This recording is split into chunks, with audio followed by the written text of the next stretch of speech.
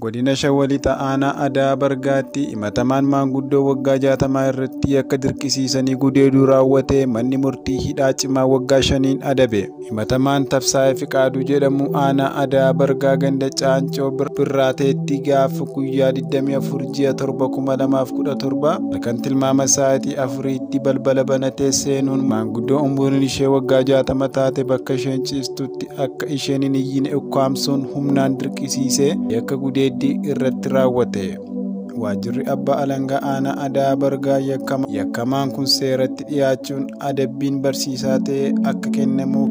guyyaa gaafa 6/8/2017 himata barreeffama mana murtii Aanaa Adaa Bargaatti yoo dhiyeessu, manni murtii Aanaa Adaa Bargaas himata seeraa yakka keeyyata 620 muraa tokko yakka dirqisiisanii gudeeduutiin himannaa himatamaa irratti baname bu'uura godhachuun murtii adabbii barsiisaa ta'een hidhaa cimaa waggaa 5 adabeera. Hawaasni gochoota akkasii duudhaa fi safuu cabsan irraa of qusachuu akka qabuu fi warreen gocha akkasii raawwatan akkaatuma kanaan seeratti akka dhiyaatanis tumsuu akka qabus manni murtii Aanaa Adaa Bargaa dhaamsa dabarseera.